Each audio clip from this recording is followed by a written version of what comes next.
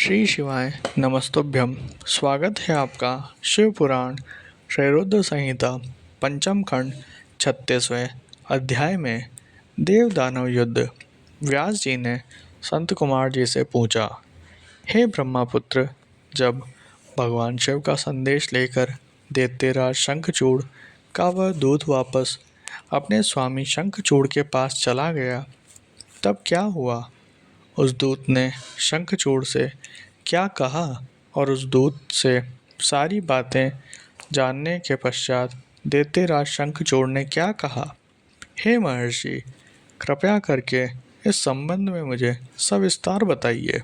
व्यास जी के प्रश्न को सुनकर संत कुमार जी बोले, हे महामुने, उस दूत ने अपने स्वामी शंखचूड़ के पास जाकर उसे भगवान शिव से हुई सारी बातें बता दी। शिव जी की कही बातें सुनकर शंखचूड़ और अधिक क्रोधित हो उठा और उसने अपनी विशाल दैत्य सेना को तुरंत युद्ध के लिए चलने की आज्ञा प्रदान की। दूसरी ओर भगवान शिव ने भी अपने गणों और देवताओं को युद्ध भूमि की ओर प्रस्थान करने के लिए कहा। देवताओं और दानवों दोनों की सेनाएं पूरे जोश और साहस के साथ लड़ने हेतु तत्पर होकर आगे बढ़ने लगी। दानवों की सेना में सबसे आगे शंखचूड़ था और दूसरी ओर देव सेना में त्रिलोकीनाथ भगवान शिव सबसे आगे चल रहे थे। दोनों सेनाएं अपने स्वामियों के जय घोष के साथ आगे बढ़ रही थी। उस समय चारों ओर रणभेरियां बजने लगी थी।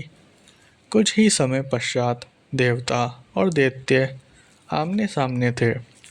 एक दूसरे को अपना घोर शत्रु समझकर दोनों एक दूसरे पर टूट पड़े। भयानक युद्ध होने लगा। हर ओर मारकाट, चीख पुकार मची हुई थी। युद्ध का दृश्य अत्यंत हृदय विदारक था।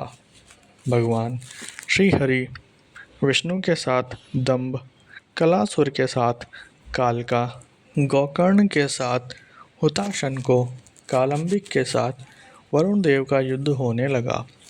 जब सब युद्ध करने में मग्न थे, परंतु भगवान शिव तथा देवी भद्रकाली अभी तक ऐसे ही बैठे थे। उन्होंने युद्ध करना शुरू नहीं किया था। उधर दैत्यराज शंखचूड़ भी युद्ध का दृश्य देख रहा था। उस समय युद्ध अपने चरम पर था। दोनों सेनाएं घमासान युद्ध कर रही थी। सभी बड़ी वीरता से लड़ रहे थे और युद्ध में अनेक प्रकार के आयुधों का प्रयोग कर रहे थे। कुछ ही देर में पृथ्वी कटे मरे और घायल योद्धाओं से पट गई।